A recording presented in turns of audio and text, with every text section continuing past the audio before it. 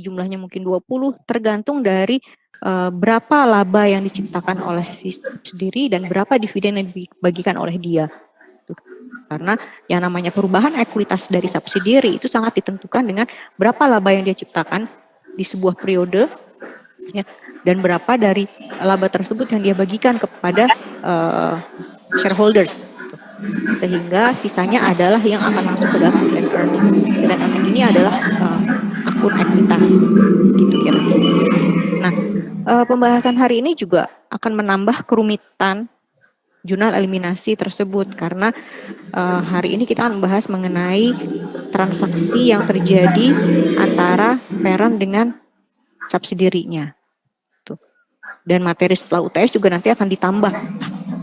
Kalau sekarang kita akan belajar mengenai persediaan, setelah UTS nanti kalian akan belajar mengenai gimana kalau transaksinya itu merupakan transaksi jual beli aset tetap. Dan bagaimana kalau nanti transaksinya berupa transaksi jual beli bonds, dan lain sebagainya. Artinya materi-materi yang saling bersambungan ini gitu ya membutuhkan dasar yang sangat kuat bagi kalian. Tuh, sehingga nantinya ketika masuk ke materi yang baru itu tidak kesulitan dengan dasar yang sudah kalian pelajari sebelumnya. Oke, saya akan share terkait dengan kasus 3 dan kasus 4. Saya tidak akan membahasnya seperti minggu lalu line by line gitu ya. Saya cuma akan memberikan highlight lah sedikit-sedikit mengenai angka-angkanya. Kita kemarin tuh sudah sampai ke jurnal eliminasi kasus 3 ya? Atau belum? Minggu lalu bagaimana? Kemarin sebenarnya tidak. Halo? Iya. Minggu lalu sudah sampai jurnal eliminasi kasus 3. Kasus 3 jurnalnya udah selesai kayak kemarin. Sudah selesai ya? Oke, berarti tinggal masukkan ke dalam kertas kerja ya. Kita tinggal masukkan ke dalam kertas kerja. Sebentar. Ini anak saya agak berisik, saya coba.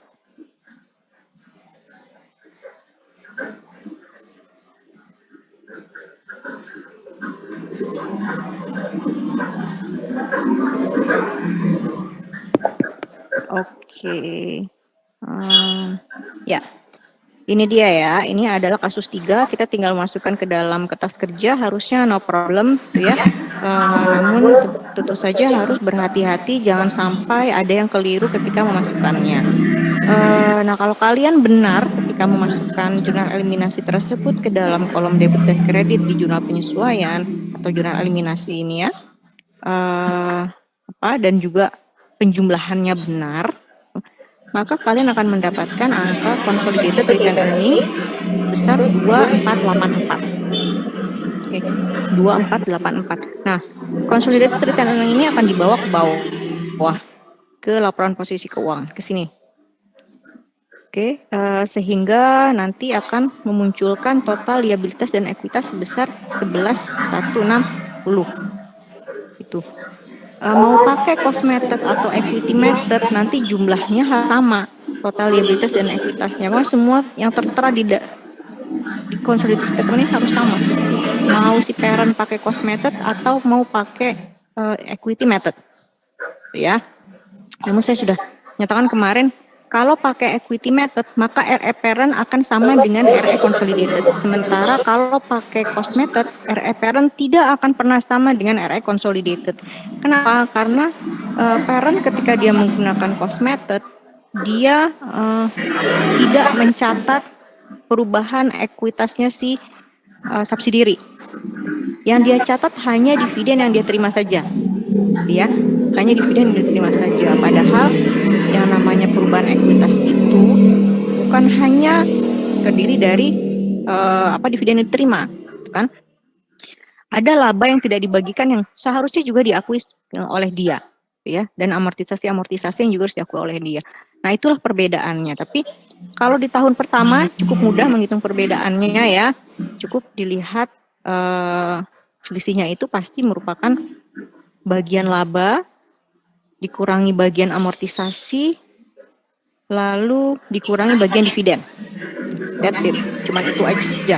Tapi di tahun kedua dan selanjutnya, maka perbedaannya tersebut tidak semudah itu. Gitu. Di sini kita hitung ya perbedaannya, 2484 dikurangi 2180, dapatlah 304. 304 itu merupakan laba, amortisasi dan dividen untuk tahun 2016 gitu ya.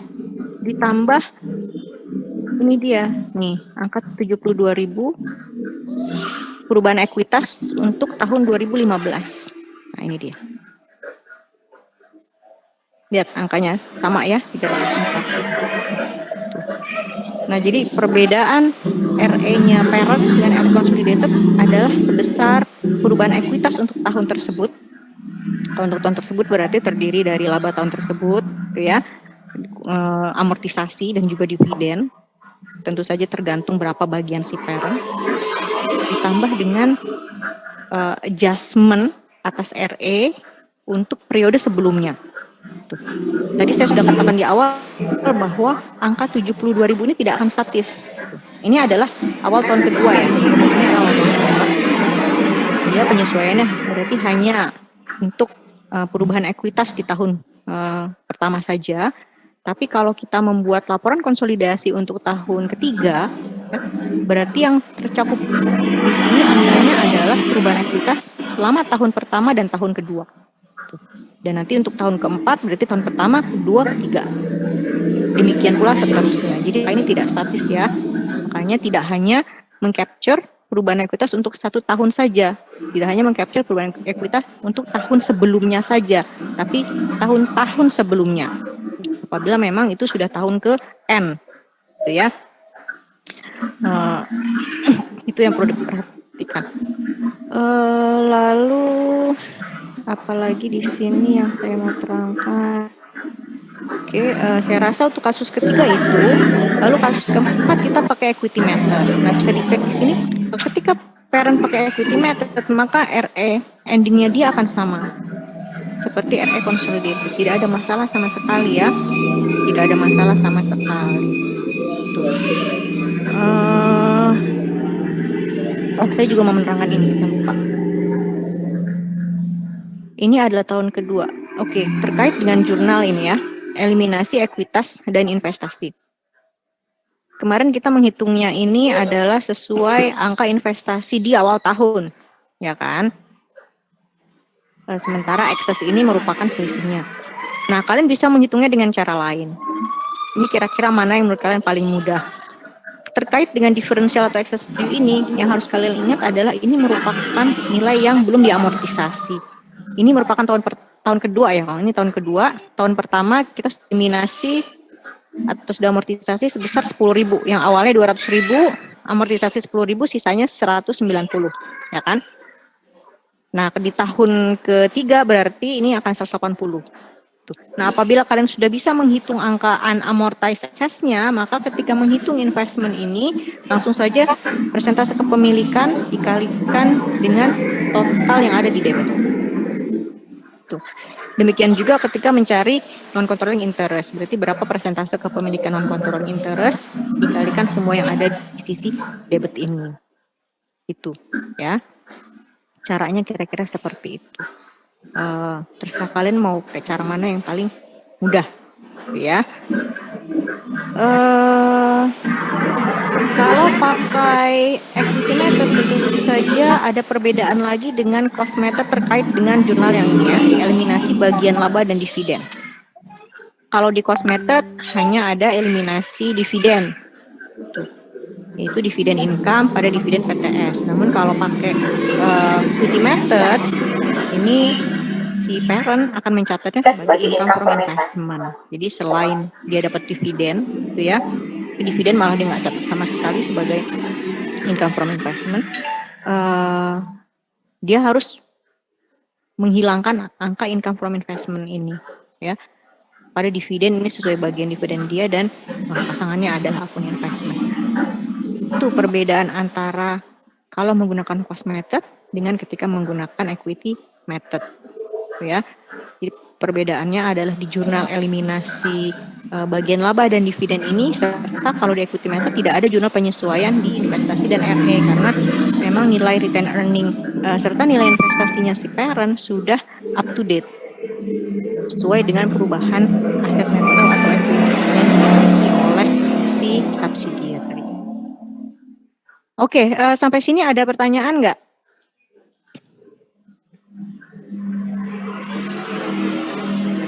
Bisa dilihat ya, angka-angka yang ada di consolidated statement ini akan sama, either si parent menggunakan cost method atau menggunakan equity method.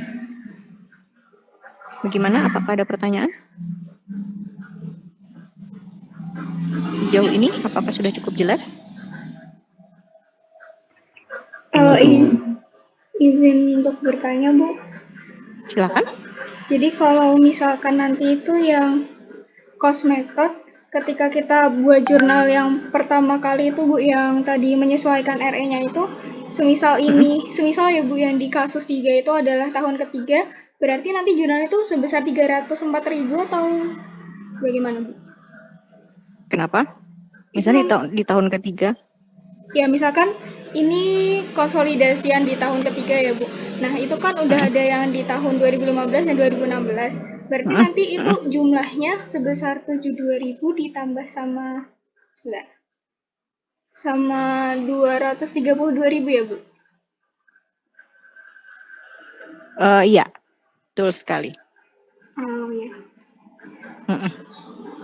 Kira-kira Sama satu lagi, Bu, waktu kita mau memastikan yang jawaban di cost method, kan kita bisa pastikan yang waktu selisih retain earning dari parent dengan konsolidasian itu bisa langsung dari saldo akhir investasi tahun 2016 dikurangin saldo awal tahun 2015 nggak, Bu? Hasilnya sama, tapi apakah itu kebetulan atau memang runtutannya seharusnya sama. Berarti boleh langsung kayak gitu aja ya, Bu ya? Itu bisa seperti itu juga. Tuh. Oh, iya. Karena penyesuaian ke R itu juga akan mempengaruhi investasi ya. Baik, Bu. Terima kasih, Bu. Ya. Ada lagi pertanyaannya?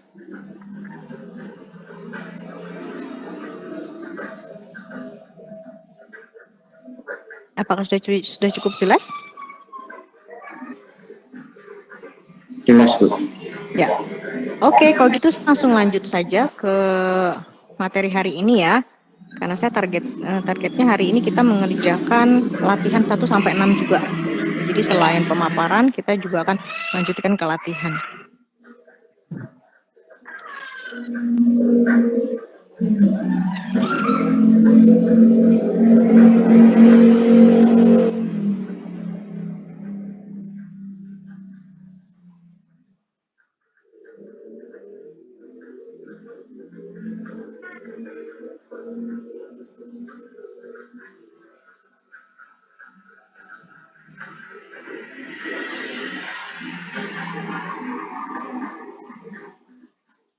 Oke, ini dia PowerPoint-nya, saya sudah share di Google Classroom.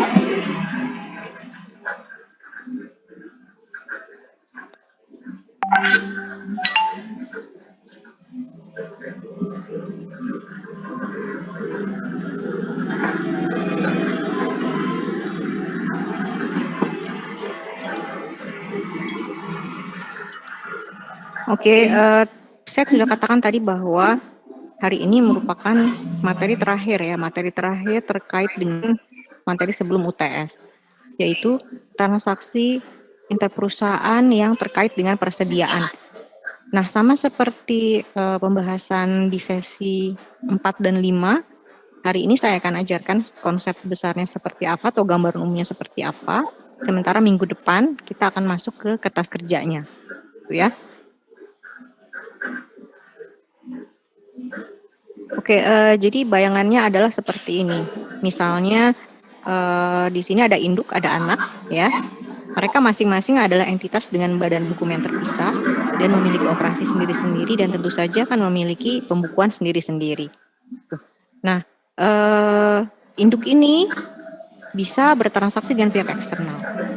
Anak juga tentu saja akan bertransaksi dengan pihak eksternal. Nah, di antara induk dan anak ini juga dimungkinkan saling bertransaksi.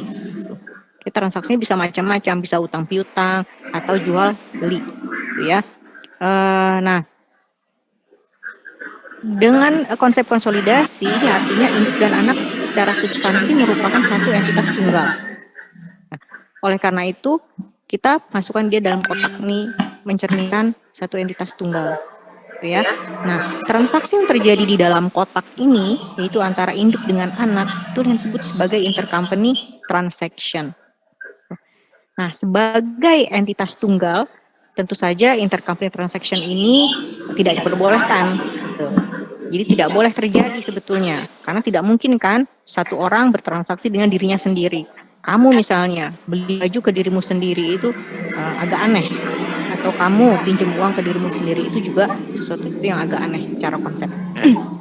Nah, namun meskipun itu dianggap tidak boleh, tapi karena si induk sama anak ini masing-masing merupakan entitas yang terpisah, gitu ya, itu most probably terjadi. Artinya bisa saja sering terjadi hal seperti itu. Namun perlu diingat bahwa ketika nanti mempersiapkan laporan keuangan konsolidasian, ya, transaksi yang terjadi antara induk dengan anak ini atau yang kita sebut sebagai intercompany transaction harus dieliminasi.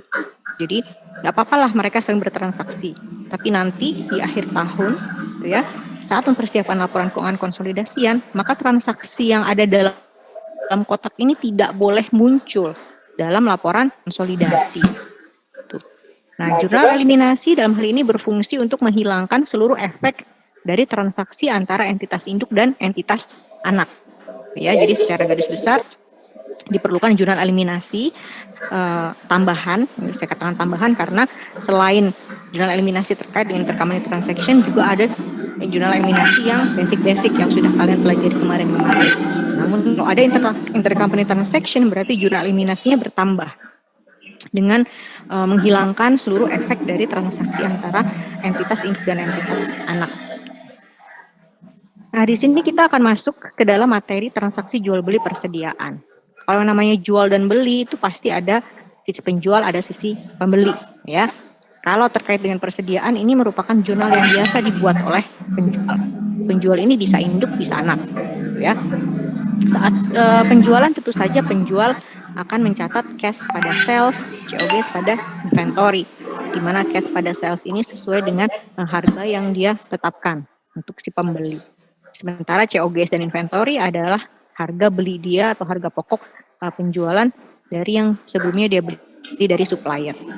Sementara di sisi pembeli sendiri akan mencatat inventory pada cash atau account payable saat si pembeli itu melakukan pembelian persediaan. Nah, lalu ketika persediaan tersebut dijual kembali, di sini berarti si pembeli akan jadi penjual. Dia akan catat cash pada sales, COGS pada inventory. Nah, ini adalah basic accounting kan. Ini merupakan materi yang kalian pelajari di mungkin pengantar akuntansi ya. Oke, apabila penjual dan pembeli merupakan pihak afiliasi, maka transaksi ini ya yang terdapat di dalam kotak ini yang kita sebut sebagai intercompany transaction. Gitu. Ini disebut sebagai intercompany transaction. Dan tadi saya katakan tidak apa-apa ini terjadi, namun ingat bahwa ketika membuat laporan keuangan konsolidasi tidak boleh ada hal-hal semacam ini. Gitu. Kita akan langsung masuk ke dalam ilustrasi gitu ya. Ini ilustrasi untuk transaksi yang telah selesai. Kalau saya katakan telah selesai, ini artinya sudah tidak ada lagi sisa di buku pembeli. Inventorinya semua sudah berhasil dijual di periode yang sama. Itu artinya sudah selesai. Ya. Ingat lagi pembahasan ketika sesi 3. Jadi ada transaksi yang sudah selesai, ada transaksi yang belum selesai. Kalau sudah selesai, ini artinya sudah clear. Tidak ada lagi inventory yang tersisa di buku pembeli. Tahun 2018, PTP yang merupakan induk dari PTS menjual persediaan sebesar 2 juta secara tunai. Dulunya, persediaan ini dibeli PTP dari pemasok dengan harga 1,8. Nah, oleh S, seluruh persediaan tersebut dijual kepada pihak ketiga dengan harga 2,25 di tahun 2018. Ini sudah selesai ya. Sudah selesai. Ini merupakan jurnal di PTP saat dia jual ke PTS. Ini cash pada sales 2 juta, COGS pada inventory 1,8 sesuai harga beli dia di pemasok. By the way, ini transaksi apa? Downstream atau upstream?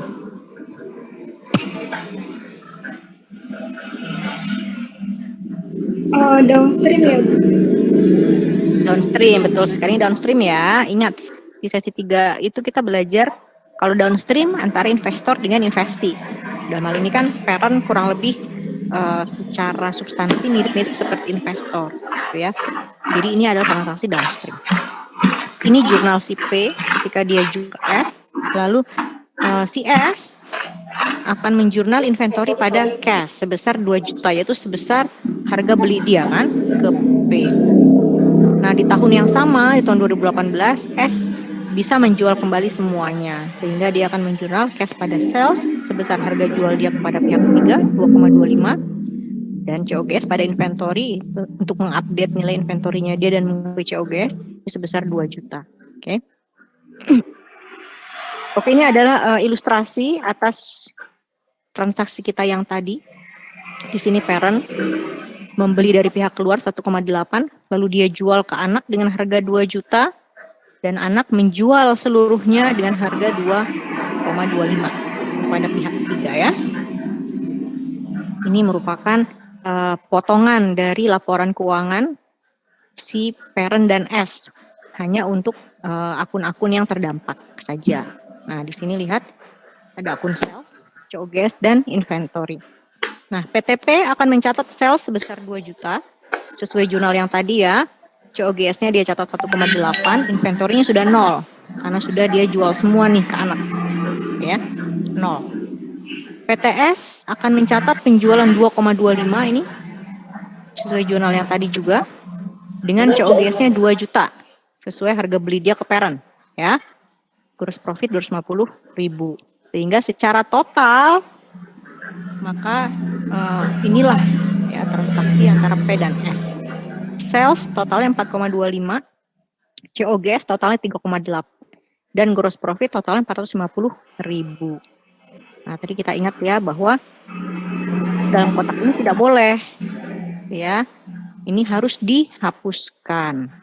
Sehingga yang kalau si parent dan parent dan anak ini merupakan satu entitas, artinya yang boleh diakui transaksinya hanya yang 1,8 ini dan 2,25. Jadi satu-satunya sales yang ada dalam entitas konsolidasi tersebut adalah 2,25. Dan satu-satunya COGS yang ada adalah 1,8. Sehingga itulah yang akan nanti dilaporkan di laporan keuangan konsolidasi.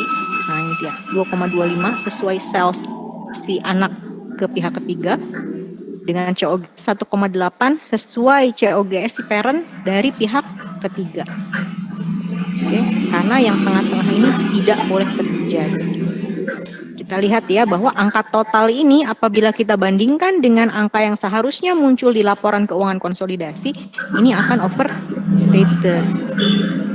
Sehingga diperlukanlah jurnal eliminasi untuk mengkoreksi angkanya. Kalau inventory sudah 0 semua ya, karena sudah selesai nih, PTS juga sudah tidak in the end, udah nggak punya inventory lagi, sehingga tidak masalah. Berarti permasalahannya hanya di angka sales dan COGS.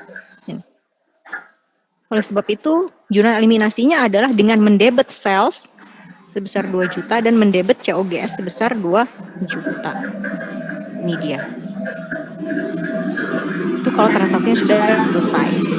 Ini jurnal eliminasi yang harus dibuat sebagai tambahan jurnal eliminasi dasar yang sudah kalian persiapkan sebelum-sebelumnya. Jadi jurnal ini hanya jurnal terkait inventory saja. Nah, gimana kalau transaksinya belum selesai? Tadi cukup mudah ya, kalau sudah selesai, that's it, putus. Tuh. Yang disesuaikan hanya angka sales dan COGS-nya. Nah, tapi gimana kalau transaksinya belum selesai? Kalau masih ada sisa inventory di gudangnya si pembeli. Dalam hal ini pembelinya adalah S, si anak. Nah, ini PTP tahun 2018 menjual persediaan 4 juta kepada PTS. Dulu persediaan ini dibeli PTP dengan harga 3,2. Di tahun 2018 PTS hanya berhasil menjual 75% dari persediaan tersebut kepada pihak ketiga dengan harga 3,5. Jadi 3,5 ini atas 75%-nya. Oke. Sisa persediaan dapat terjual semua di 2019, artinya di subsequent year ini bisa terjual semua. Jurnal PTP saat dia menjual ke S adalah seperti ini, cash pada sales 4 juta, COGS pada inventory sebesar 3,2 juta. Lalu jurnal si PTS-nya adalah inventory pada cash sebesar 4 juta sesuai harga beli dia ke P tadi. Dan saat PTS menjual kembali yang 75% tadi, jurnal seperti ini, cash pada sales 3,5 juta, COGS pada inventory 3 juta. 3 juta ini didapatkan dari 75% dikali dengan 4 juta ya. Oke, kalau kita analisis transaksinya, kita akan berikan dalam bentuk tabel ini. Di tabel ini berisikan angka sales, COGS, gross profit, dan gross profit percentage untuk intercompany sales, ya, untuk intercompany sales. Di sini kita bisa lihat angka salesnya si parent kepada subsidiary tadi 4 juta ya, 4 juta. Lalu 4 juta ini COGS-nya 3,2 sehingga mendapatkan gross profit sebesar 800.000. Persentase gross profit terhadap sales adalah 20%. Nah, tadi kan dijual ke non-affiliate nih, tabel yang tengah-tengah atau kolom yang tengah-tengah, yang terjual ke non-affiliate adalah 75%.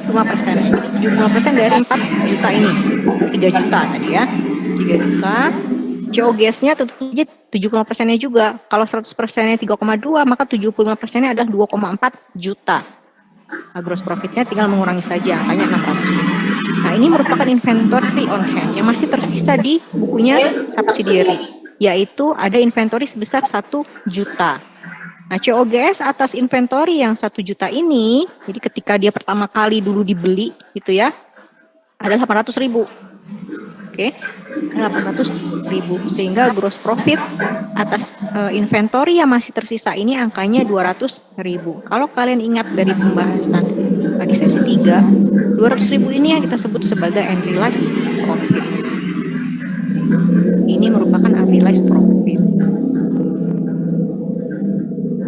Nah, ketika si parent menggunakan equity method, ketika ada unrealized profit, maka investor atau induk akan menunda pengakuan unrealized profit ini dengan membuat jurnal income from investment pada investment in PTS sebesar 200.000. Ingat ini downstream ya, maka seluruh unrealized profit ini merupakan punyanya parent. Punyanya parent. Tidak tergantung pada berapa persentase kepemilikan dia di subsidi. Oke, sekarang kita akan buat analisis seperti ilustrasi sebelumnya. Ini kita buatkan seperti ini ya. Parent awalnya beli dari pihak luar 3,2, lalu dia jual ke subsidiary sebesar 4 juta, dan subsidiary baru berhasil menjual 70%-nya dengan harga 3,5 juta. Maka ini akan muncul di buku PTP dan PTS atas penjualan tersebut. Ya. PTP melaporkan sales 4 juta, COGS 3,2, dan gross profitnya 800.000. Sementara PTS akan melaporkan sales 3,5 juta sesuai sales dia ke pihak ketiga tadi ya. COGS-nya 3 juta, yaitu 75% dikali 4 juta tadi, dengan gross profit sebesar 500.000. Sehingga total di antara keduanya ini adalah salesnya 7,5, COGS 6,2, dan gross profit 1,3. Nah, harap diingat bahwa masih ada sisa inventory sebesar 1 juta. Di PTP sudah tidak ada karena sudah dia jual ke PTS. Nah, di PTS ini masih sisa sebesar 1 juta. Sehingga total inventory adalah 1 juta. Nah, ini nggak boleh ya. Transaksi ini tidak boleh. Maka yang harus kita reken atau harus kita akui hanya transaksi yang paling ujung kiri dan transaksi yang paling ujung kanan. Di laporan konsolidasinya harusnya munculnya salesnya cuma 3,5 juta. Dan COGS-nya 2,4. Ya, 2,4. Kenapa 2,4? Kenapa nggak 3,2? Karena masih ada sisanya. Ini dia sisanya nih. 800.000. Tuh. Nah, sehingga di sini gross profitnya 1,1. Kita lihat total gross profit dengan gross profit di laporan keuangan konsolidasi ini tidak sama. Kenapa? Karena di sini ada 200.000 yang belum terrealisasi tadi. Itu ya. 200.000 yang belum terrealisasi. Dan 200.000 tersebut masuk sebagai inventory. Jadi kan kalau berdasarkan laporan keuangan konsolidasi atau sesuai konsep konsolidasi, nilai inventory yang seharusnya muncul di dalam entitas konsolidasi tersebut adalah 800.000, yaitu 75% dikali 3,2, ya. Sementara si PTS mengakuinya di buku dengan nilai 1 juta sesuai harga yang dia bayarkan kepada parent ketika dulu dia beli ke parent. Dari sini kita bisa lihat bahwa nilai sales, COGS, dan inventory akan overstated. Nah, sehingga kita harus membuat jurnal eliminasi seperti ini untuk menghilangkan efek overstated tersebut dan mengembalikan angka-angka di laporan konsolidasi sesuai secara substansinya. Sesuai substansinya. Jadi di sini sales 4 juta, COGS 3,8 dan inventory 200.000. Ini jurnal eliminasinya ya. Kalau kalian mau pisahkan jurnal eliminasinya tidak masalah. Jadi sales pada COGS sebesar 4 juta, lalu COGS pada inventory sebesar 200.000, itu juga tidak mengapa. Tapi kalau mau dibuat jadi satu seperti ini, no problem. Nah, ingat bahwa sales yang dieliminasi ini merupakan keseluruhan sales dari parent ke subsidiary atau dari subsidiary ke parent. Jadi bukan hanya sales yang belum terrealisasi saja, tidak. Jadi keseluruhan sales antara parent dengan subsidiary. Karena kalau kalian lihat, ini kan 4 juta terjadinya di sini ya, di dalam kotak. Nah, ini nggak boleh sama sekali. Yang boleh diakui hanya sales yang ada di sini, di ujung. Oke, jadi angka sales totalnya si parent tadi harus dieliminasi. Nah, apabila di tahun selanjutnya seluruh persediaannya berhasil terjual, maka jurnal eliminasi yang akan dibuat adalah ini dia, equity method investment pada COGS, ya. Kalau pakai cost method, jurnalnya adalah return earning pada COGS. Nah, tadi kan di buku subsidiary sisa inventory-nya adalah 1 juta, ya kan? Jadi ketika subsidiary berhasil menjual inventory tersebut ke pihak luar, berhasil menjual sisanya ke pihak luar, maka COGS-nya adalah 1 juta. Ya, sesuai nilai inventory-nya kan. Nah, sementara kita tahu bahwa nilai 1 juta itu terlalu tinggi. Seharusnya COGS-nya tidak 1 juta. COGS-nya adalah 800.000. Oleh karena itu, COGS-nya di sini harus dikurangi 200.000. Nah, angka ini sama persis seperti angka unrealized profit yang tadi sudah kita hitung di tabel analisis transaksi. Itu kira-kira ya, atau sama seperti angka inventory yang di sini. Nah, ini kalau terjual di 2019. Gimana kalau ternyata inventory-nya tetap nggak terjual juga di tahun 2019? Artinya masih tetap ada inventory tersebut di buku subsidiary. Jurnalnya seperti apa? Nah, jurnalnya adalah investment pada inventory. Tuh, ya. Pokoknya sebelum itu berhasil terjual, jurnalnya akan tetap investment inventory. Atau kalau pakai cost method, RE pada inventory, RE pada inventory. Nah, ketika sudah terjual, baru dia akan rilis ke COGS. Begitu kira-kira. Sampai sini ada pertanyaan tidak? Bu, izin bertanya. Silakan. Saya masih belum ngerti COGS 3.800.000 itu dari mana ya? Saya masih belum. 3.800.000. Iya, itu hitungannya dari mana ya? Bisa saja kamu langsung saja 4 juta kurangi 200.000. Atau kalau model analisis seperti ini nih. Ya, jadi kan si PTP melaporkan COGS 3,2 di bukunya dia ya, sesuai harga beli dia ke supplier. PTS sesuai jurnal yang tadi sekali kita bikin tuh, jurnal ketika dia jual kembali, dia akan catat 3 juta. Sehingga totalnya 6,2 kan? 3,2 ditambah 3. Namun yang boleh muncul di laporan keuangan konsolidasi hanya 2,4 nih. Gitu. Oke. Sehingga kita perlu kurangi 3,8. Nah, 6,2. Gimana caranya supaya jadi 2,4? Ya dikurangi 3,8. Gitu. Atau kalau bingung ya seperti yang tadi saya bilang, dipisahin aja. Sales pada COGS sebesar 4 juta, ini untuk mengeliminasi salesnya si salesnya si parent. Lalu yang kedua COGS pada inventory sebesar 200.000 untuk mengkoreksi angka inventory. Itu kira-kira gimana? Apakah sudah cukup jelas? Halo? Ibu cukup jelas, Bu. Cukup jelas ya. Jadi angkanya ya tergantung nanti yang muncul di total berapa, sementara yang di laporan keuangan konsolidasi berapa.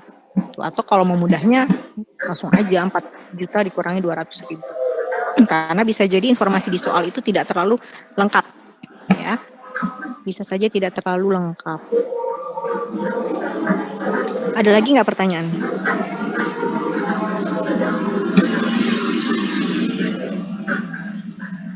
Oke, kalau tidak ada, saya akan lanjut ya. Oh ini, kenapa kalau pakai cost method kok RE-nya yang dikurangi gitu ya, ketika tahun depan dia terjual? Nah, RE ini adalah RE beginning. RE beginning. Jadi, kalau pakai cost method, maka si parent tidak akan pernah membuat jurnal untuk menunda unrealized profit. Tidak seperti di equity method. Kalau pakai cost method, si parent tidak pernah membuat jurnal untuk menunda unrealized profit. Sehingga tentu saja RE-nya si parent akan terlalu besar sesuai jumlah unrealized profit tersebut. Nah, oleh karena itu di sini kita sesuaikan RE-nya supaya cocok, gitu. Supaya RE-nya tidak kebesaran. Sekarang kita masuk ke downstream sales untuk ilustrasi yang sifatnya komprehensif. Downstream versus upstream ini sudah pernah dijelaskan di sesi 3, tapi kita di sini ganti entitasnya bukan investor dan investee, tapi induk dan anak. Downstream adalah penjualan oleh induk kepada anak, sementara upstream adalah penjualan oleh anak kepada induk. Perlakuan akuntansi untuk downstream sales terkait profit dan loss ini perlu dimengerti bahwa profit dan loss dari penjualan tersebut atau margin yang didapatkan dari penjualan ke anak ini merupakan miliknya pemegang saham perusahaan induk. Oleh sebab itu induk harus menunda seluruh unrealized profit dan loss tanpa mempertimbangkan persentase kepemilikannya di entitas anak. Karena margin ini punyanya si pemegang saham induk, tidak ada hubungannya dengan non-controlling interest-nya si anak juga, gitu ya. Itu kalau downstream sales. Oke, ini langsung masuk ilustrasi yang transaksinya belum selesai. Oke, jadi 1 Juli 2006 PTP membeli 90% saham PTS dengan menyerahkan kas 94.500. Pada saat itu ekuitas PTS terdiri dari share capital ordinary sebesar 100.000 dan RE sebesar 5.000. Book value net asset sama dengan fair value-nya. Jadi nggak ada diferensial dalam hal ini ya.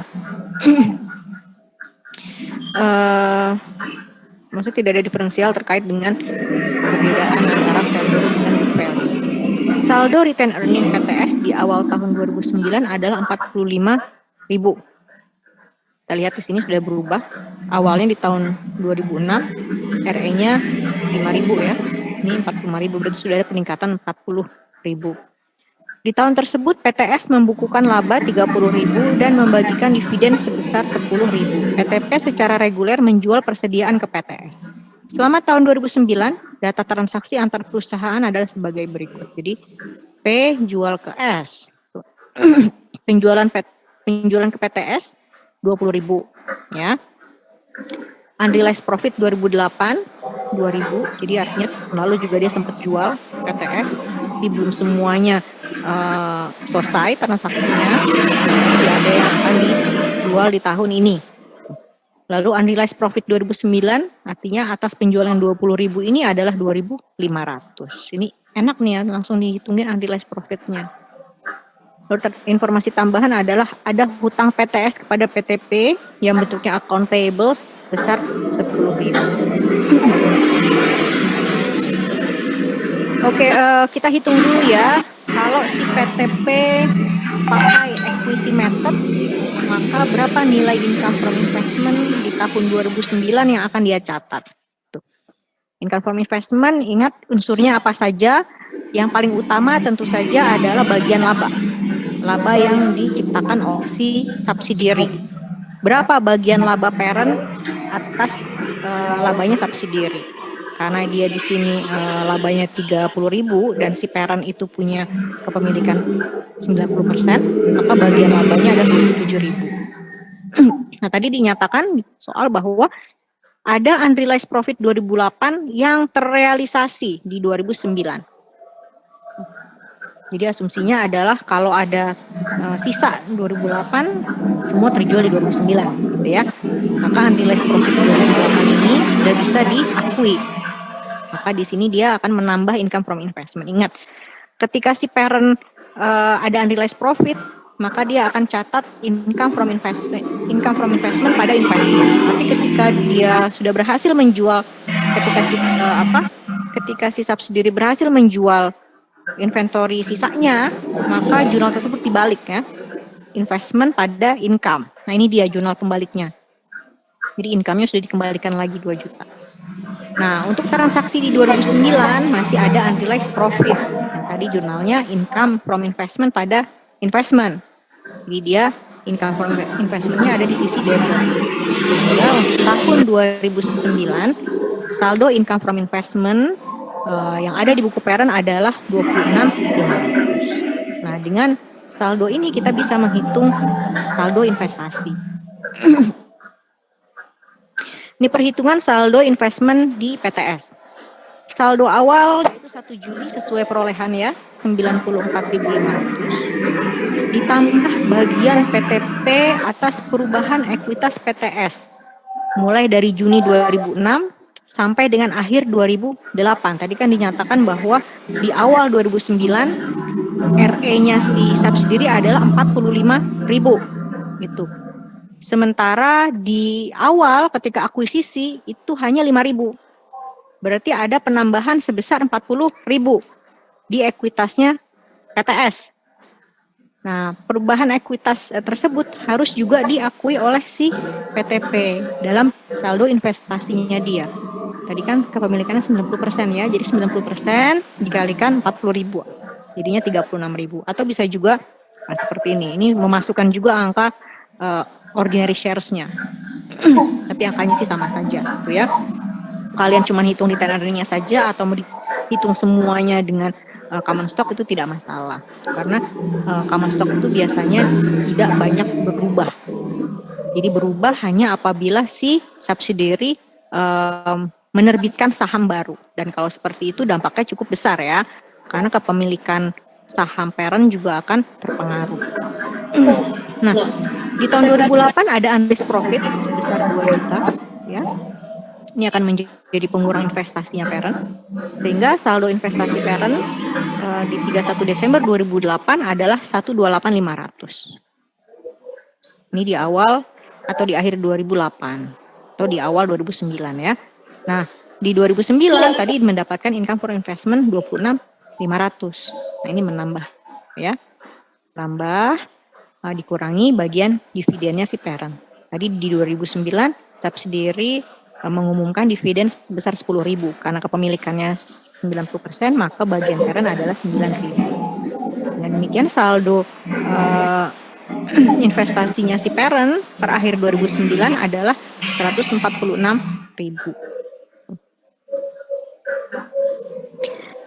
Oke, ini adalah jurnal eliminasi secara lengkap yang akan dibuat ketika akan menyusun laporan keuangan konsolidasi.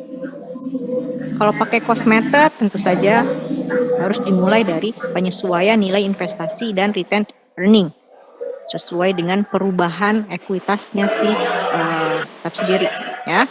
36.000 tadi kita sudah hitungkan perubahan ekuitasnya subsidiary. Investment pada RS sebesar 30. Lalu eliminasi saldo investasi dan ekuitas PTS. Share capital 100.000, RE pakai RE begini 45.000. Nah, investment in PTS sama non controlling interest ini kita bisa hitung dengan mudah, langsung saja dikalikan persentase kepemilikannya dengan ekuitas PTS yang tepat di sisi debit ini. Tuh, oke. Nah, kalau sebelumnya kalian mungkin pakai angka yang beginning investment ya yang sudah kita hitung tadi kan 128.500. gitu. Nah, di sini kita perlu exclude lagi si unrealized profit-nya untuk mendapatkan angka 130.500. Kenapa seperti itu? Karena terkait dengan yang itu akan di jurnal yang lain. Tuh. Oleh karena itu, untuk mudahnya sih saya sarankan pakai rumus ini saja. Gimana kalau ada diferensial? Ya, ini kan kebetulan kasusnya tanpa diferensial. Kalau diferensial seperti apa? Seperti yang saya terangkan ketika tadi kita membahas kasus. Di sini diferensialnya kalian masukkan sesuai dengan angka yang belum diamortisasi. Ingat ini sudah tahun kesekian ya, berarti sudah ada yang diamortisasi. Jangan pakai diferensial di awal tahun akuisisi. Ini sudah tahun kesekian, jadi pakai nilai yang belum diamortisasi.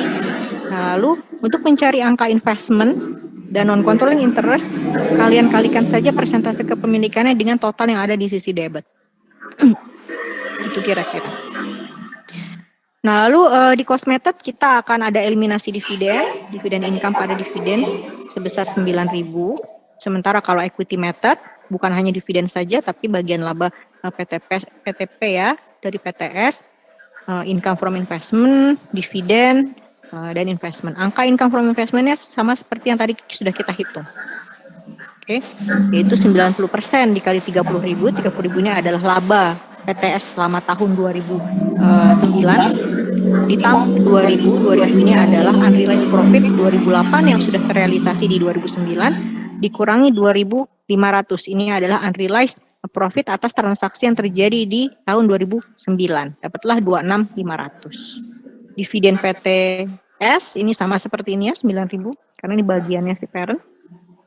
Investment adalah sisanya.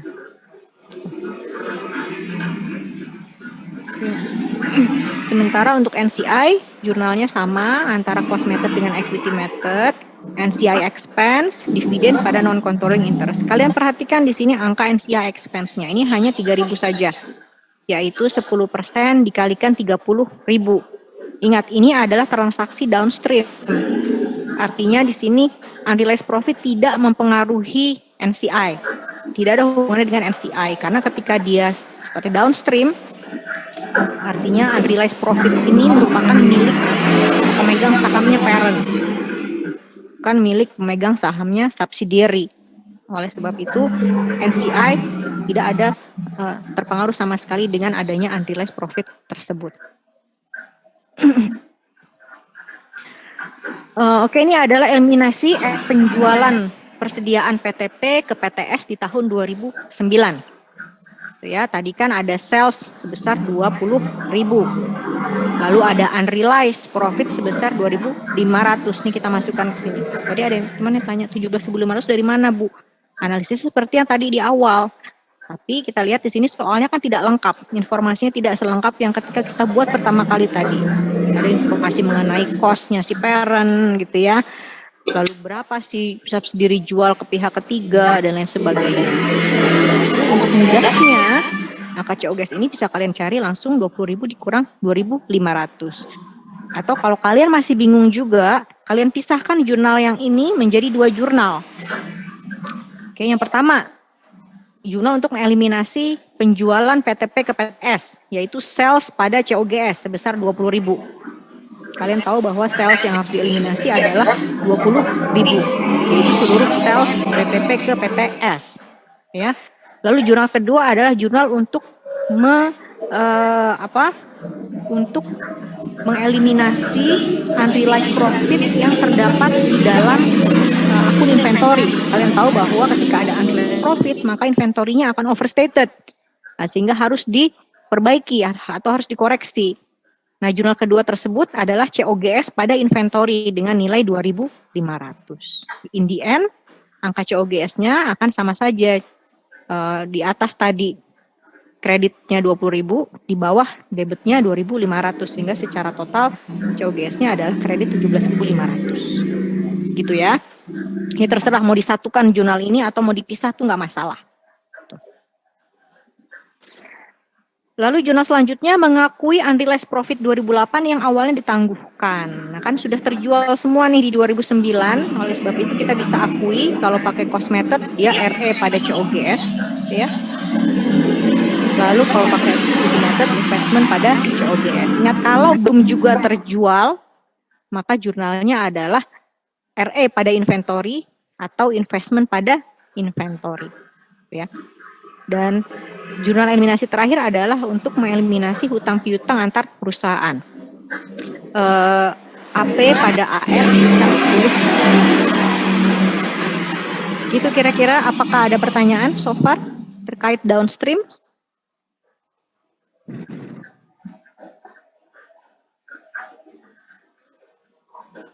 Apakah sudah cukup jelas?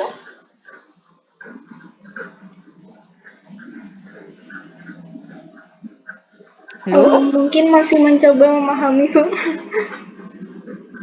Mencoba memahami yang mana? Ada yang perlu saya jelaskan ulang? Ini materi tidak terlalu banyak ya, jadi kalau kalian ada yang belum paham dan minta dijelaskan ulang, saya rasa tidak masalah. Tapi saya harus dikasih tahu, kalian nggak ngertinya di bagian mana.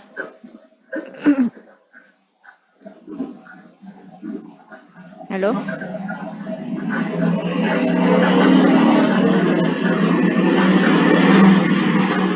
Nah, ada yang perlu dijelaskan ulang? Lanjut dulu aja nggak apa-apa, Bu. Lanjut dulu ya. Oke, kita lanjut dulu. Nanti mungkin ketika mengerjakan latihan mulai akan bermunculan pertanyaan-pertanyaan yang sekarang bisa jadi kalian juga bingung nanyanya gimana gitu ya.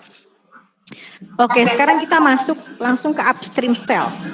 Upstream sales, nah ini berarti terbalik ya. Yang jual adalah anak. Dia jualnya kepada induk. Ingat, si anak sebagai penjual. Artinya ketika ada profit dari penjualan ini, profit itu akan menjadi labanya anak, di mana laba anak akan dibagi ke parent dan dibagi ke NCI. Oleh sebab itu, apabila ada unrealized profit atau loss, maka bukan hanya punyanya parent saja, tapi juga punyanya NCI. Karena unrealized profit ini itu juga akan mempengaruhi parent dan NCI sebagai pemegang sahamnya anak. Oke, nanti yang diakui oleh parent hanya sesuai persentase kepemilikannya saja.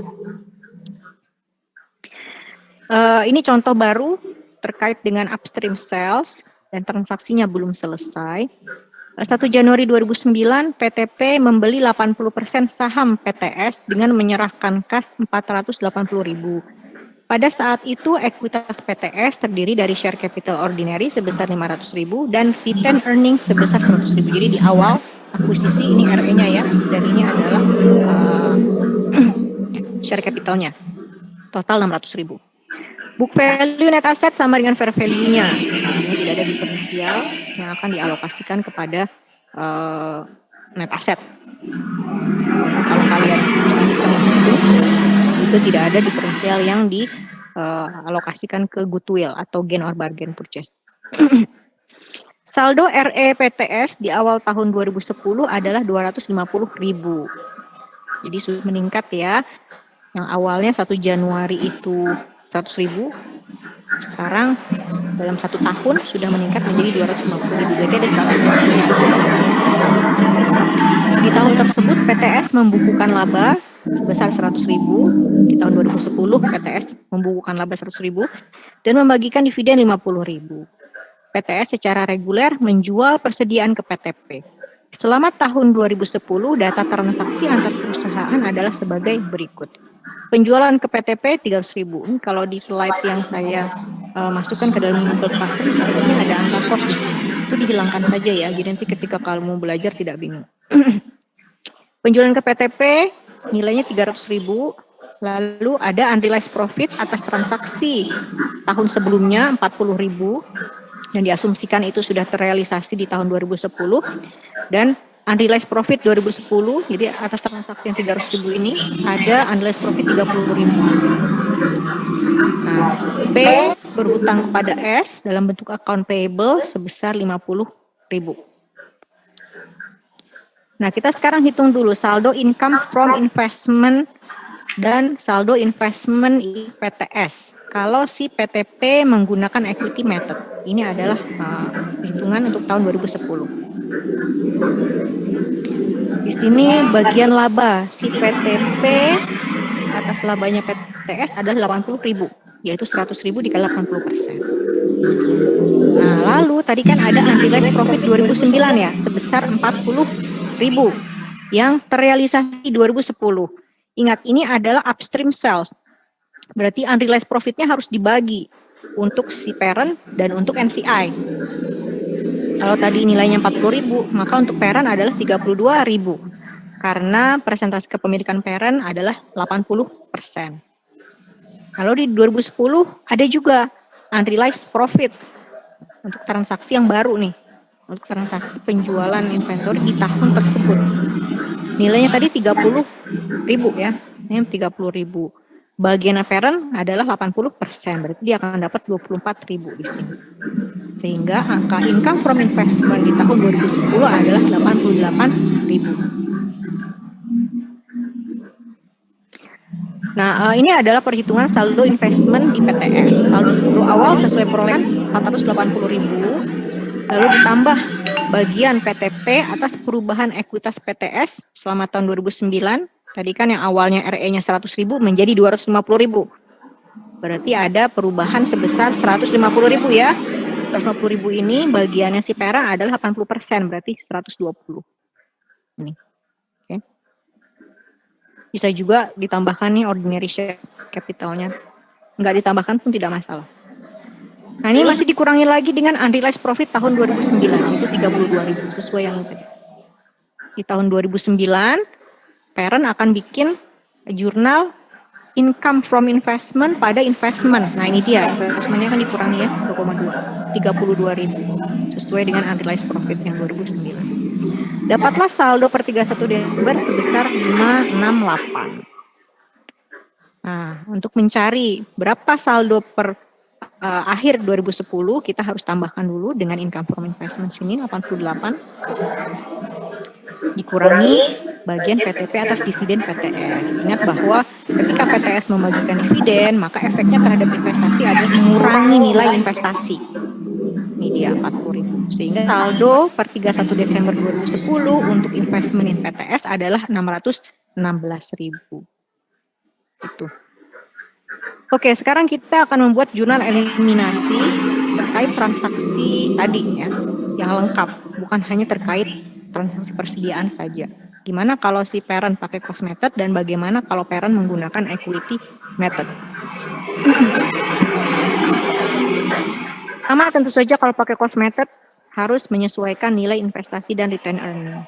Investment pada RS bisa 120.000 sesuai tadi perhitungan yang sudah kita buat di slide sebelumnya. Kalau pakai equity method, jurnal ini tidak diperlukan. Lalu kita akan mengeliminasi saldo investasi dan ekuitas PTS. Ya. Di sini share capital PTS 500.000, RE di awal 2010 adalah 250.000, makanya angkanya. Angka investment dan non-controlling interest bisa langsung dikalikan dengan persentase kepemilikannya.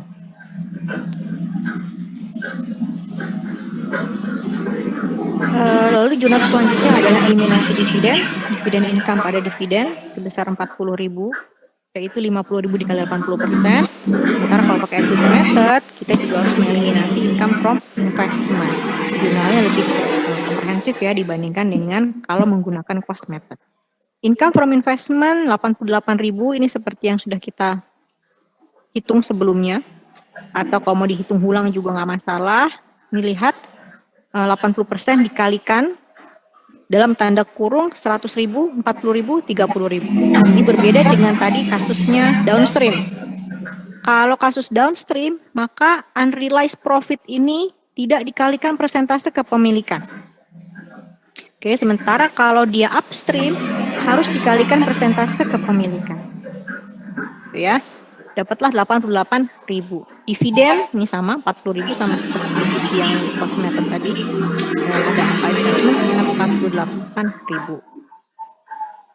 Oke. Nah, lalu untuk NCI sendiri bagaimana?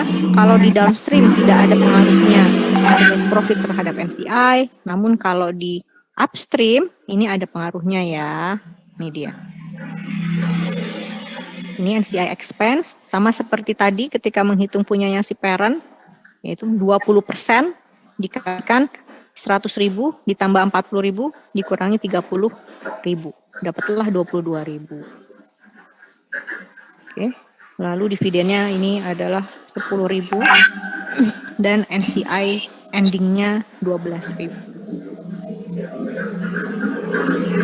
Lalu terkait dengan jual beli persediaan, ini eliminasi efek penjualannya untuk tahun 2010, sales 300.000, tadi ingat ada sales dari PTS ke PTP sebesar 300.000 untuk tahun 2010, itu harus dihilangkan total. Kenapa? Karena kalau nggak dihilangkan secara total, maka angka sales di buku konsolidasinya akan overstated banget. Sama seperti tabel-tabel yang tadi kita bikin di awal. Sales yang boleh diakui hanyalah apabila si PTP ini sudah jual ke pihak eksternal. Sementara sales yang ada di dalam kotak itu, sales antara P dengan S atau S dengan P, itu semuanya harus hilang. Karena kalau tidak, ya tentu saja akan overstated sekali. Dan kalau seperti itu tidak dihilangkan, untuk membesar-besarkan angka sales konsolidasi, bisa aja akhirnya antara si parent dengan si subsidiary terus-terusan menjual di antara mereka aja. Tuh. Jadi nilai salesnya di laporan konsolidasi kelihatan besar sekali. Oleh sebab itu harus dieliminasi supaya tidak ada jalan untuk manipulasi semacam itu. Nah tadi ada unrealized profit sebesar 30.000 ya. Ingat, unrealized profit itu akan mempengaruhi angka inventory, membuat angka inventory menjadi overstated. Sehingga kita akan mengurangi inventory sebesar 30.000 itu sesuai dengan angka unrealized profit-nya. COGS ya sisanya saja. Atau kalau mau dipisah jurnalnya bisa saja sales pada COGS sebesar 300.000 dan COGS pada inventory sebesar 30.000. Lalu jurnal selanjutnya mengakui unrealized profit 2009 yang awalnya ditangguhkan. Oke. Kalau kita kasusnya downstream tadi, ini kan jurnal cuma RE pada COGS ya. Atau kalau di equity method investment pada COGS. Nah, karena di sini upstream, di sini tadi unrealized profit punyanya si subsidiary itu merupakan milik parent dan NCI, maka kita bagi dua. Bagiannya si parent 32.000, bagiannya NCI 8.000. COGS ini nilainya 40.000. Ya, sesuai nilai unrealized profit di tahun sebelumnya. Oke. Lalu ini untuk jurnal equity method, investment in PTS, NCI pada COGS angkanya sama. Dan jurnal terakhir adalah jurnal terkait pengakuan terkait eliminasi hutang piutang antar perusahaan. Tadi kan yang berhutang itu P ya, P ngutang kepada S. Nggak ngaruh yang mau ngutang itu P atau S, jurnalnya akan sama saja. AP pada AR sebesar 50.000, itu sebesar hutangnya dia. Gitu deh. Gimana? Pertanyaan nggak?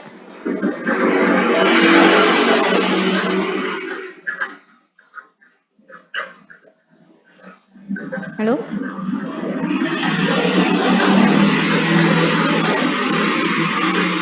Apakah ada pertanyaan?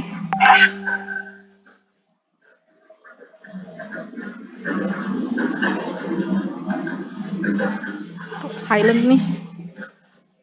Belum, Bu. Pusing atau gimana nih? Diam aja. Bu, mungkin saya minta dijelaskan ulang, agak bingung tadi, Bu. Yang mana? Yang di bagian di account itu loh, Bu. Di account? Ini? Ini kah? Iya, nah itu kan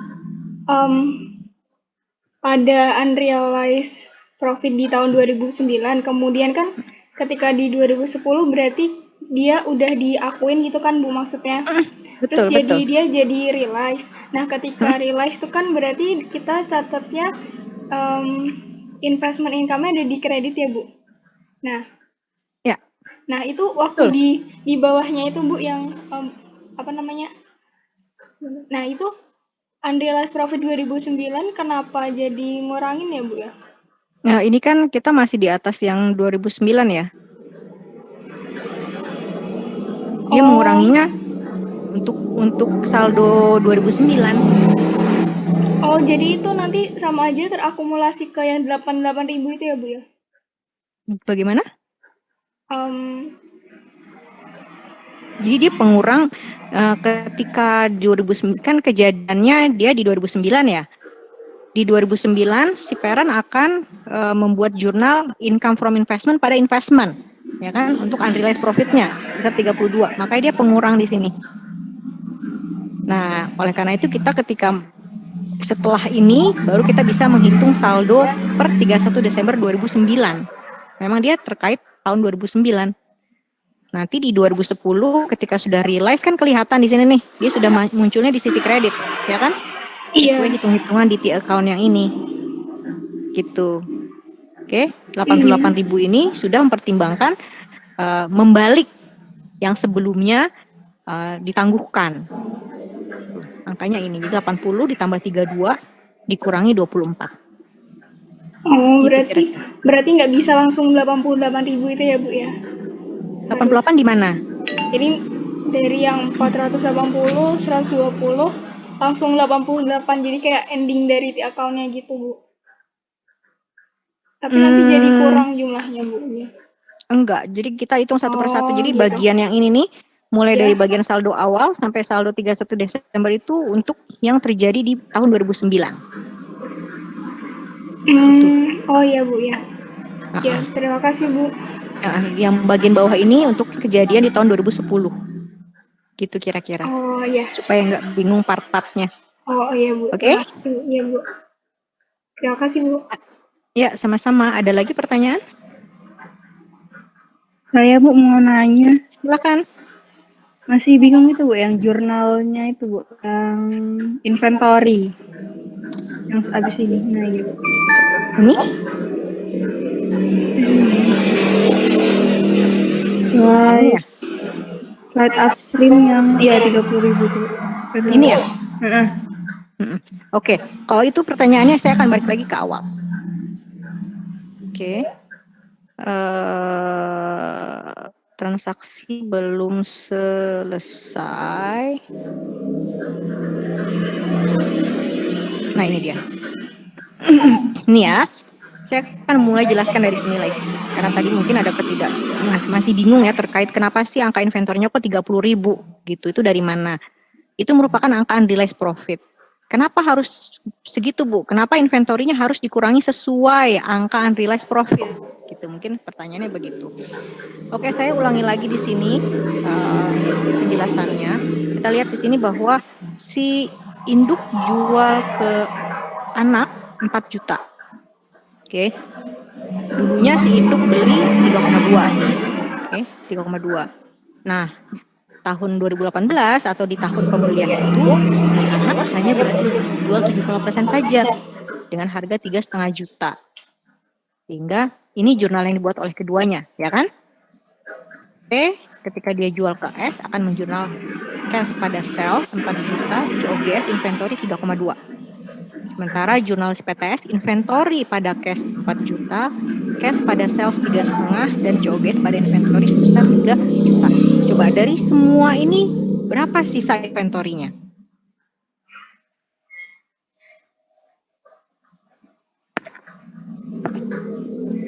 Ada berapa sisa inventory di buku S? 1 juta, Bu. 1 juta ya? Ya, Bu. Oke, nilainya adalah 1 juta di bukunya S. Jadi S akan catat inventory dia sebesar 1 juta, yaitu sesuai COGS yang dia dapatkan dari parent. Ya kan? Gitu. Nah, kita lihat lagi di sini. Oke. Ini jurnal analisis transaksinya. Si parent jual 4 juta. COGS-nya artinya ketika dia pertama kali beli dari pemasok 3,2.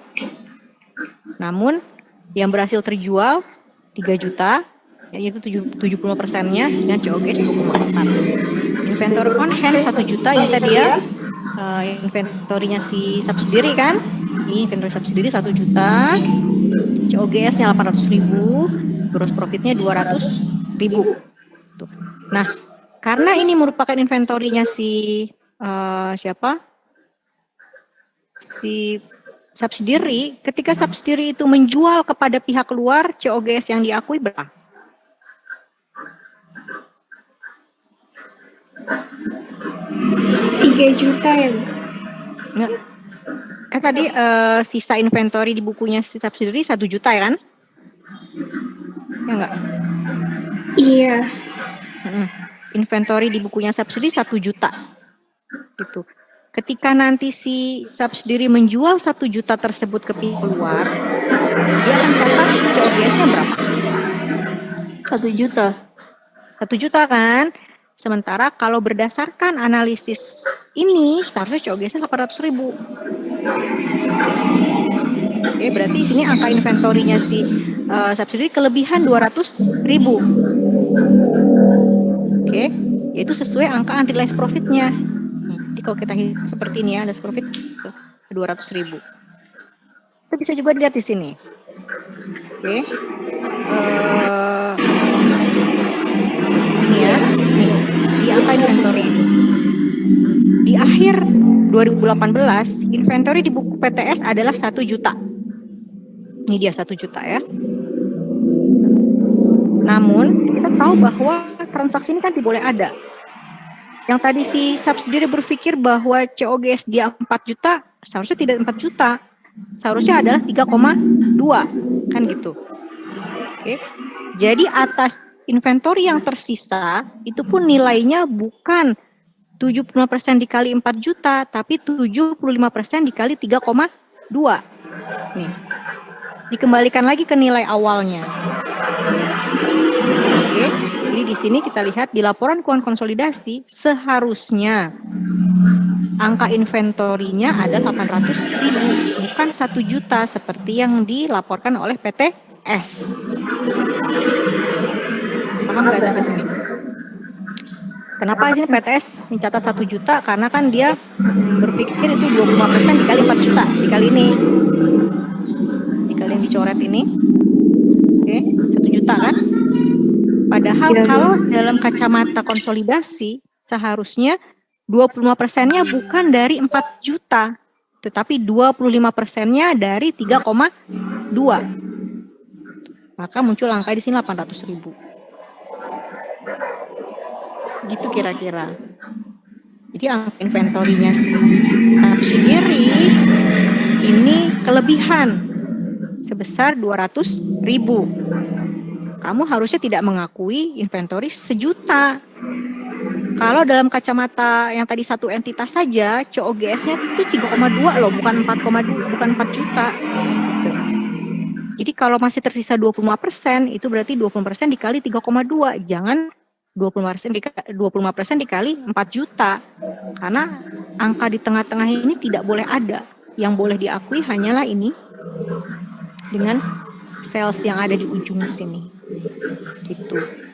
Nah, sehingga untuk mengkoreksi yang tadinya 1 juta menjadi 800.000, maka kita harus mengkredit inventory sebesar 200.000. Dan angka ini kalau kalian ingat adalah sama seperti angka unrealized profit yang tadi. Dan angkanya akan selalu sama. Angkanya akan selalu ada. Akan selalu sama. Antara tabel yang tadi itu di ujung yang saya tandai unrealized profit dengan angka overstated si inventory tersebut. Karena memang kenapa dia sampai overstated 200.000? Karena ini merupakan margin dari si parent ke subsidiary. Tuh.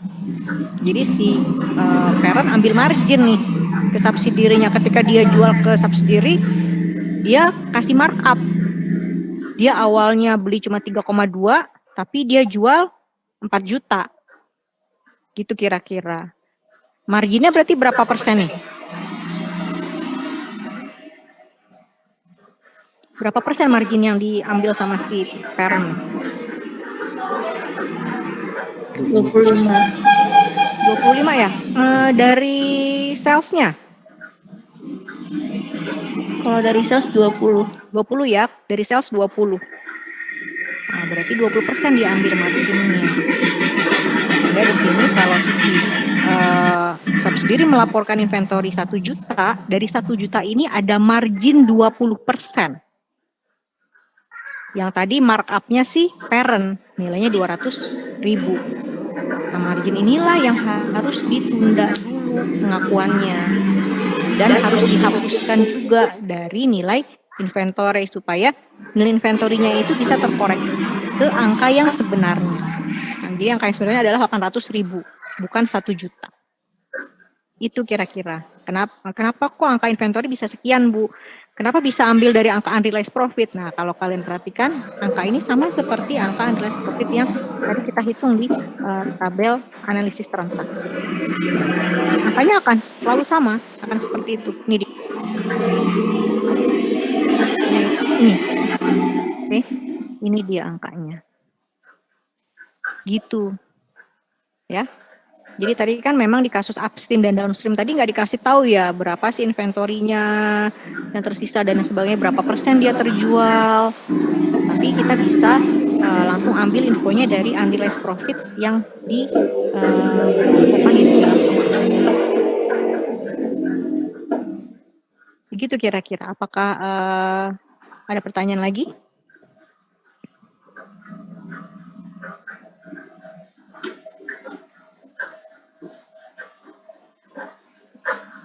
Bagaimana?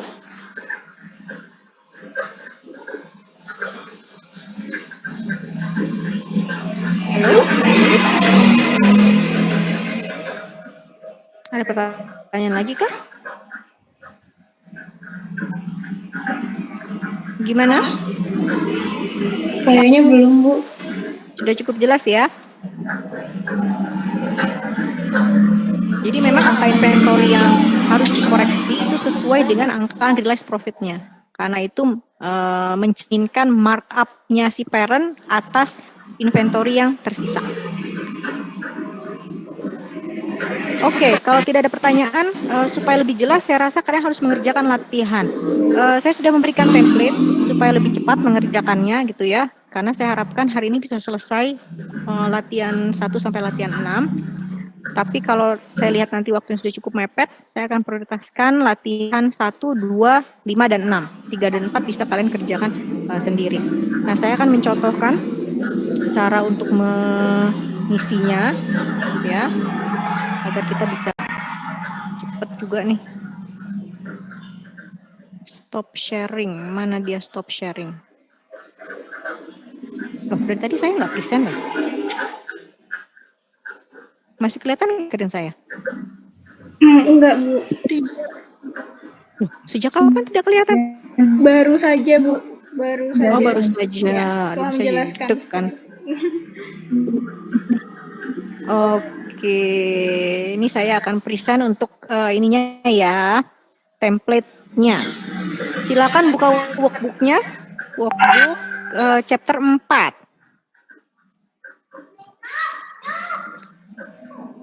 Oke, silakan buka workbook chapter 4, lihat latihan 1.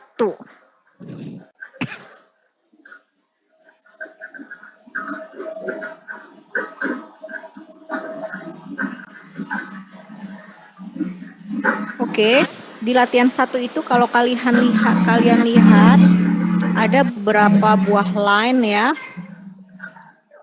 terkait transaksi antara induk dengan anak. Ada yang induk jual ke anak atau anak jual ke induk. Nah, kalian diminta untuk menghitung berapa unrealized profit-nya. Saran saya adalah apabila ada pertanyaan semacam itu, kalian membuat analisis transaksi seperti saya sediakan di dalam template ini. Karena itu akan sangat memudahkan kalian. Isilah tabel tersebut sesuai informasi yang ada di dalam soalnya. Isinya sesuai informasi yang ada di soal. Misalnya yang ada di soalnya itu adalah informasi terkait sales dan gross profit-nya, maka isilah sales dan gross profit percentage. Nah, dari gross profit percentage itu kalian bisa menghitung angka gross profit. Nah, setelah itu tentu saja juga bisa menghitung angka COGS. Nah, setelah itu baru kalian akan menghitung angka yang samping-sampingnya. Berapa yang terjual ke non-affiliate dan berapa yang inventory on hand. Kalau dinyatakan result to non-affiliate berarti kalian kalikan dengan persentase yang terjual. Gitu ya. Berapa persentase yang terjual di tahun tersebut? Nah, itu adalah angka inventory yang berhasil dijual ke pihak ketiga. Mana sih ini? Oke, saya ingin kalian membacakan untuk saya ya. Di sini untuk soal latihan 1. Kepemilikannya berapa persen di sini? 80. 80% ya. 80%. Skenario untuk line yang pertama apa? Downstream atau upstream?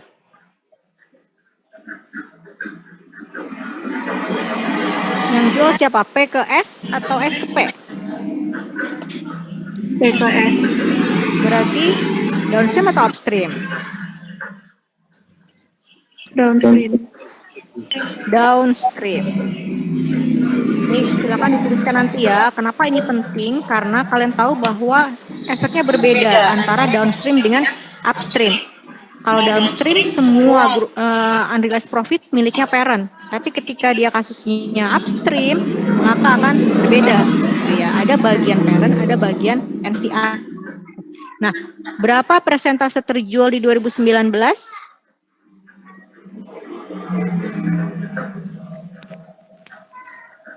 80%. 80%, Bu.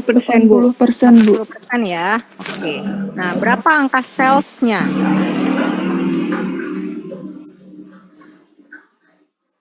Angka sales-nya berapa? 80. 80 juta. 80 juta. Cost-nya, COGS-nya berapa? 60 juta. 60 juta. Nah, di sini gross profit-nya adalah sales dikurangi COGS ya. Dapatlah 25% dia. Oke. Karena ini persentasenya dari sales. Perhatikan di sini kalau dinyatakan informasi gross profit itu dari mana? Karena gross profit bisa dari sales, bisa dari cost gitu. Tapi kalau informasi yang disediakan adalah gross profit percentage dan sales, ini most probably dia memang dari sales. Oke, yang tadi dijual di ke non-affiliate adalah 80%, jadi 80% dikalikan sales-nya. Ya. Setelah 64 juta, lalu COGS-nya juga berarti 80%-nya ya. Dikali 60 juta, dapatlah sekian. Ini yang terjual ke non-affiliate. Sementara inventory and on hand adalah sisanya. Oke. Ini makanya sehingga gross profit-nya adalah 4 juta. Nah, ini merupakan unrealized profit. Karena sini masih ada 20% inventory yang belum terjual atau yang masih tersisa di bukunya si subsidiary. Ya. Berapa gross profit-nya? Ya, angkanya adalah 4 juta. 16 dikurang 12. Kira-kira seperti itu. Ini merupakan unrealized profit. Unrealized profit ini punyanya si parent semua. Ya, ini adalah punyanya parent semua. Karena transaksinya merupakan transaksi downstream. Ini berbeda nanti dengan skenario yang lain ketika dia transaksinya merupakan transaksi upstream. Kalau upstream berarti tidak semuanya dia punyanya parent. Ada sebagian punyanya NCI. Nah, perlunya untuk apa sih Bu mengetahui itu punyanya parent semua atau dimiliki dengan NCI? Nah, ini itu saja sangat berpengaruh ketika kita mau menghitung income from investment. Dan pada akhirnya juga menghitung angka investment. Juga akan berpengaruh ketika kita ingin menghitung angka NCI expenses dan angka saldo NCI. Oleh karena itu harus sangat diperhatikan. Itu transaksi downstream atau transaksi upstream. Ya, harus sangat cermat dalam hal itu. Gitu. Oke, sekarang lanjut ke skenario 2. Itu skenario-nya apa? Downstream atau upstream? Upstream. Upstream, oke. Yang terjual di 2019?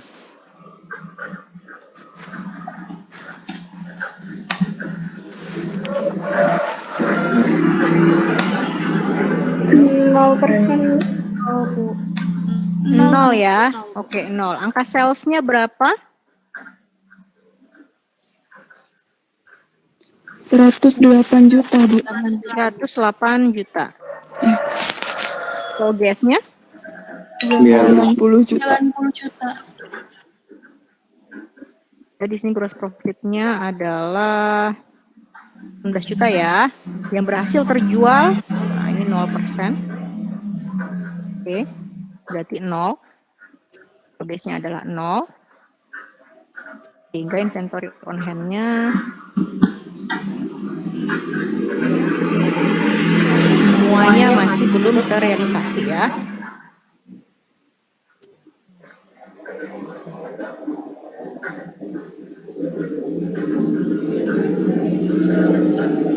Oke, nah ini dia 18.000. Oke, ini unrealized profit. Tapi ingat, karena ini kasusnya upstream, nanti ketika menghitung berapa income from investment dan juga berapa NCI expenses, maka kamu harus bagi dua ini. Untuk parent 80% sesuai kepemilikannya parent, dan untuk NCI 20%. Oke, jadi baik parent maupun NCI akan sama-sama kebagian unrealized profit ini. Begitu kira-kira. Oke, ada pertanyaan nggak?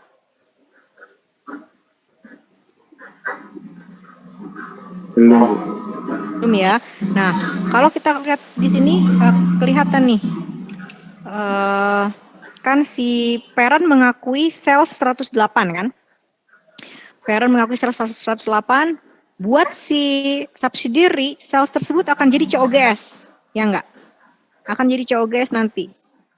Akan jadi nilai inventorinya dia, akan jadi nilai inventorinya dia 108. Namun kan transaksi tersebut secara substansi tidak benar dalam kacamata entitas konsolidasi.